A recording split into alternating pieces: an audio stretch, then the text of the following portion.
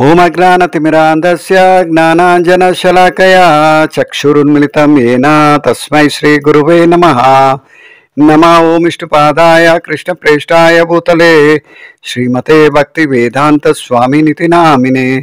नमस्ते सरस्वतीदेवे गौरवाणी प्रचारिणे निर्विशेषा शून्यवादी पाश्चात्यदेशतारिणे। जय श्री कृष्ण चैतन्य प्रभु नित्यानंद श्री अद्वैत गदाधर श्रीवासादि गौरभक्तवृंद।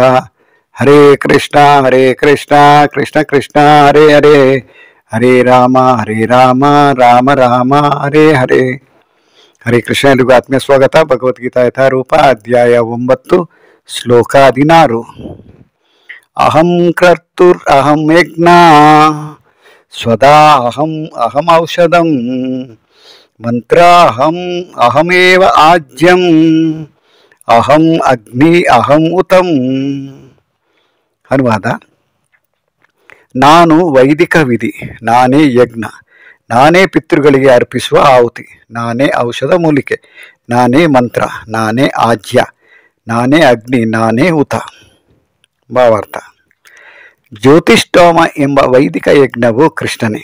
ಅವನೇ ಸ್ಮೃತಿಯಲ್ಲಿ ಹೇಳಿರುವ ಮಹಾಯಜ್ಞ. ಪಿತೃಲೋಕಕ್ಕೆ ಅಥವಾ ಪಿತೃಗಳನ್ನು ಪ್ರಸನ್ನಗೊಳಿಸಲು ಅರ್ಪಿಸುವ ತುಪ್ಪದ ರೂಪದ ಔಷಧ ಎಂದು ಭಾವಿಸುವ ಆಹುತಿಯು ಕೃಷ್ಣನೇ. ಈ ಸಂದರ್ಭದಲ್ಲಿ ಉಚ್ಚರಿಸುವ ಮಂತ್ರಗಳು ಕೃಷ್ಣ. ಯಜ್ಞಗಳಲ್ಲಿ ಅರ್ಪಿಸಲು ಮಾಡುವ ಹಲವು ಹಾಲಿನ ಪದಾರ್ಥಗಳು ಕೃಷ್ಣ.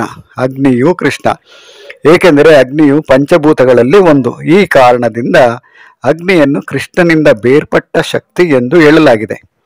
ಎಂದರೆ ವೇದಗಳ ಕರ್ಮಕಾಂಡ ಭಾಗದಲ್ಲಿ ಹೇಳಿರುವ ವೈದಿಕ ಯಜ್ಞಗಳು ಒಟ್ಟಿನಲ್ಲಿ ಕೃಷ್ಣನೇ. ಬೇರೆ ಮಾತುಗಳಲ್ಲಿ ಹೇಳುವುದಾದರೆ, ಕೃಷ್ಣನ ಭಕ್ತಿ ಸೇವೆಯಲ್ಲಿ ನಿರತರಾದವರು ವೇದಗಳು ಮಾಡಬೇಕೆಂದು ಹೇಳಿರುವ ಎಲ್ಲ ಯಜ್ಞಗಳನ್ನು ಮಾಡಿದ್ದಾರೆ ಎಂದೇ ಅರ್ಥ. ಇಲ್ಲಿಗೆ ಭಾರತ ಮುಗಿಯುತ್ತೆ. ಅದರಲ್ಲೂ ಈ ಶ್ಲೋಕದಲ್ಲಿ ಭಗವಂತ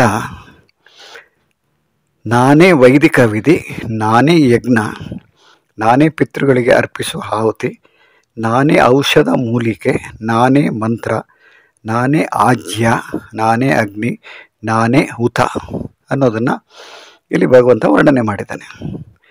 ಇದು ಒಂದು ಸ್ವಲ್ಪ ಕ್ಲಿಷ್ಟಕರವಾಗಿರ್ತಕ್ಕಂಥ ಶ್ಲೋಕ.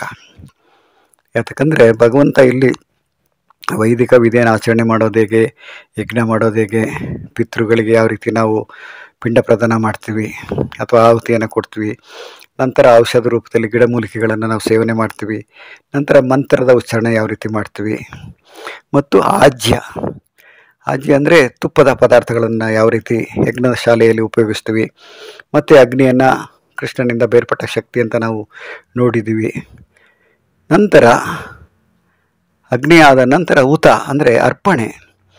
ಈ ಎಲ್ಲ ಅರ್ಪಣೆಯಿಂದ ನಾವು ಭಗವಂತನನ್ನು ಸಾಕ್ಷಾತ್ಕಾರ ಮಾಡ್ಕೋಬೋದು, ಭಗವಂತನನ್ನು ನೋಡ್ಬೋದು, ಅಥವಾ ಭಗವಂತ ಇದರಲ್ಲೇ ಇದ್ದಾನೆ ಅನ್ನೋದನ್ನು ನಾವು ಅರ್ಥ ಮಾಡ್ಕೋಬೋದು ಅನ್ನೋ ರೀತಿಯಲ್ಲಿ ಭಗವಂತ ಈ ಶ್ಲೋಕನ ವರ್ಣನೆ ಮಾಡಿದ್ದಾನೆ. ಅದರಲ್ಲೂ ಮುಖ್ಯವಾಗಿ ಭಾವಾರ್ಥದಲ್ಲಿ ಪ್ರಭುಪಾದರು ಜ್ಯೋತಿಷ್ಠೋಮ ಯಜ್ಞ ಯಾವ ರೀತಿ ಮಾಡ್ತಾರೆ ಜನಗಳು. ಕೆಲವರು ಸ್ವರ್ಗಲೋಕಕ್ಕೆ ಹೋಗೋದಕ್ಕೆ ಅಂತ ಕೆಲವು ಯಜ್ಞಗಳನ್ನು ಮಾಡ್ತಾರೆ, ಅದಕ್ಕೆ ನಾವು ಕರ್ಮಕಾಂಡ ಅಂತ ಹೇಳ್ತಾರೆ.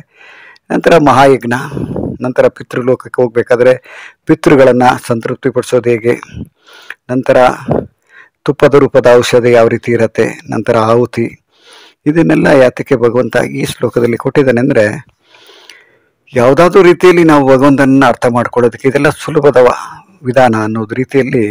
ಅದರಲ್ಲೂ ಮುಖ್ಯವಾಗಿ ಯಜ್ಞ, ನಾವು ಅದರಲ್ಲೂ ಜಪಯಜ್ಞ ಅಂತ ನಾವು ಮಾಡ್ತೀವಿ. ಯಜ್ಞ ಯಾವ ರೀತಿ ಮಾಡ್ತೀರಿ, ಜನಗಳು ಯಾವ ಥರ ಮಾಡ್ತಾ ಇದ್ದಾರೆ ಅಂದರೆ, ಈಗ ಸುದರ್ಶನ ಯಜ್ಞ ಮಾಡ್ತಾ ಇರ್ತಾರೆ, ಇನ್ನು ಕೆಲವರು ಮಳೆ ಬರಲಿ ಅನ್ನೋದಕ್ಕೋಸ್ಕರ ಕೆಲವು ಯಜ್ಞಗಳನ್ನು ಆಚರಣೆ ಮಾಡ್ತಾ ಇರ್ತಾರೆ. ಹೀಗೆ ಪ್ರತಿಯೊಬ್ಬರು ಒಂದಲ್ಲ ಒಂದು ರೀತಿಯಲ್ಲಿ ಭಗವಂತನನ್ನು ಆರಾಧನೆ ಮಾಡೋದಕ್ಕೆ ಬೇರೆ ಬೇರೆ ವಿಧದಲ್ಲಿ ಭಗವಂತನನ್ನು ಅರ್ಥ ಮಾಡ್ಕೊಳ್ಳೋದಕ್ಕೆ ಪ್ರಯತ್ನ ಮಾಡ್ತಾರೆ. ಅದರಲ್ಲೂ ವೇದಗಳಲ್ಲಿ ಏನಂದರೆ, ಈ ಕರ್ಮಕಾಂಡ ಇರ್ಬೋದು, ಜ್ಞಾನಕಾಂಡ ಇರ್ಬೋದು, ಅಥವಾ ಉಪಾಸನಾ ಕಾಂಡ ಇರ್ಬೋದು ಅನ್ನೋ ವಿಧವಾದ ರೀತಿಯಲ್ಲಿ ಭಗವಂತನನ್ನು ಅರ್ಥ ಮಾಡ್ಕೊಳ್ಳೋಕ್ಕೆ ಅವಕಾಶ ಕೊಟ್ಟಿದೆ. ಅದೇ ರೀತಿ ಈ ಭಾಗದಲ್ಲಿ, ಅದರಲ್ಲೂ ಮುಖ್ಯವಾಗಿ ಈ ಶ್ಲೋಕದಲ್ಲಿ ಇದೆಲ್ಲ ಹೇಳಿದ್ರು ಕೂಡ ಕೊನೆಯಲ್ಲಿ ಪ್ರಭುಪಾದರು ಭಾವಾರ್ಥನ ಮುಕ್ತಾಯ ಮಾಡೋ ಸಂದರ್ಭದಲ್ಲಿ ಕೃಷ್ಣನ ಭಕ್ತಿ ಸೇವೆಯಲ್ಲಿ ನಿರತರಾದವರು ವೇದಗಳು ಮಾಡಬೇಕೆಂದು ಹೇಳಿರುವ ಎಲ್ಲ ಯಜ್ಞಗಳನ್ನು ಮಾಡಿದ್ದಾರೆ ಎಂದೇ ಅರ್ಥ. ಅನ್ನೋ ರೀತಿಯಲ್ಲಿ ಭಾವಾರ್ಥನ ಮುಕ್ತಾಯ ಮಾಡ್ತಾರೆ. ಅಂದರೆ ಭಗವಂತನನ್ನು ಯಾರು ಸಾಕ್ಷಾತ್ಕಾರ ಮಾಡ್ಕೊಂಡಿದ್ದಾರೆ, ಭಗವಂತನನ್ನು ಯಾರು ಪೂಜೆ ಮಾಡ್ತಾ ಇರ್ತಾರೆ, ಅದರಲ್ಲೂ ಮುಖ್ಯವಾಗಿ ಕೃಷ್ಣ ಇರ್ಬೋದು, ರಾಮ ಇರ್ಬೋದು, ಅಥವಾ ಬಲರಾಮ ಇರ್ಬೋದು, ಅಥವಾ ಕೋದಂಡರಾಮ ಇರ್ಬೋದು, ಈ ರೀತಿಯಲ್ಲಿ, ಅಥವಾ ಇನ್ನು ಭಗವಂತನ ಕೆಲವು ಅವತಾರಗಳು, ವಾಮನ ಇರ್ಬೋದು, ಹಯಗ್ರೀವ ಇರ್ಬೋದು, ನರಸಿಂಹ ಇರ್ಬೋದು, ಇದೆಲ್ಲ ಅವತಾರಗಳನ್ನು ಯಾರು ಭಗವಂತನ ರೂಪನ ನೋಡ್ತಾ ಭಗವಂತನ ಅರ್ಥ ಮಾಡ್ಕೊಂಡಿರ್ತಾರೆ ಅಂಥವರು ಶ್ರೇಷ್ಠ ಅಂತ ಹೇಳ್ಬೋದು. ಯಾಕಂದರೆ ಯಾರಿಗೆ ಕೃಷ್ಣನ ಭಕ್ತಿ ಸೇವೆಯಲ್ಲಿ ನಿರತರಾಗಿರ್ತಕ್ಕಂಥವ್ರು ಈ ಎಲ್ಲ ವಿಚಾರಗಳು ಅವರಿಗೆ ಅರ್ಥ ಆಗಿರುತ್ತೆ. ಅಂದರೆ ಈ ಎಲ್ಲ ವಿಚಾರಗಳನ್ನು ಅವರು ಪ್ರತ್ಯೇಕವಾಗಿ ಪೂಜೆ ಮಾಡೋ ಅವಶ್ಯಕತೆ ಇರೋದಿಲ್ಲ. ಅದರಲ್ಲೂ ಮುಖ್ಯವಾಗಿ ವೇದಗಳಿಗೆ ಹೇಳಿರ್ತಕ್ಕಂಥ ಸಾಕಷ್ಟು ವಿಷಯಗಳನ್ನು ಅರ್ಥ ಮಾಡ್ಕೊಳ್ಳೋದು ಭಾಳ ಕಷ್ಟವೂ ಆಗುತ್ತೆ. ಅದರಲ್ಲೂ ಮುಖ್ಯವಾಗಿ 4 ವೇದ, ನಂತರ 108 ಉಪನಿಷತ್ತು, ನಂತರ ರಾಮಾಯಣ, ಮಹಾಭಾರತ, ಇದೆಲ್ಲ ನಾವು ಈ ಎಲ್ಲ ವೈದಿಕ ಸಂಗ್ರಹಣೆಯಿಂದ ನಾವು ಭಗವಂತನನ್ನು ಸಾಕ್ಷಾತ್ಕಾರ ಮಾಡ್ಕೊಳ್ಳೋಕ್ಕೆ ಅನುಕೂಲ ಆಗಿರುತ್ತೆ.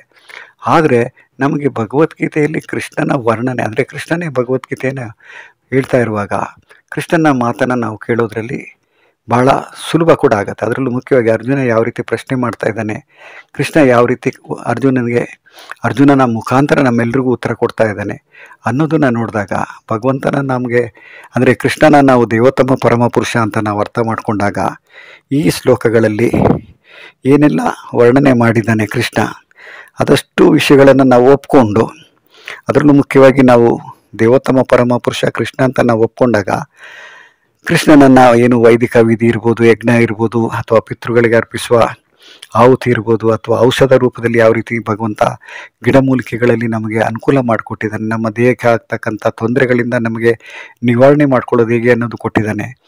ಈ ರೀತಿ ನಾವು ನೋಡಿದಾಗ ಅಂದರೆ ಭಗವಂತ ಎಷ್ಟೊಂದು ಕರುಣಾಮಯಿ ಅಂತ ನಮಗೆ ಅರ್ಥ ಆಗತ್ತೆ. ಆ ಕಾರಣದಿಂದ ಈ ಶ್ಲೋಕನ ನೋಡಿ ಅರ್ಥ ಮಾಡ್ಕೊಳ್ಳೋದು ಭಾಳ ಒಳ್ಳೆಯದು. ನಂತರ ಮುಂದಿನ ಶ್ಲೋಕದಲ್ಲಿ ಭಗವಂತ ಮತ್ತಷ್ಟು ಏನನ್ನು ಹೇಳ್ತಾನೆ ಅನ್ನೋದನ್ನು ನಾವು ನಾಳೆ ನೋಡೋಣ. ಹರೇ ಕೃಷ್ಣ.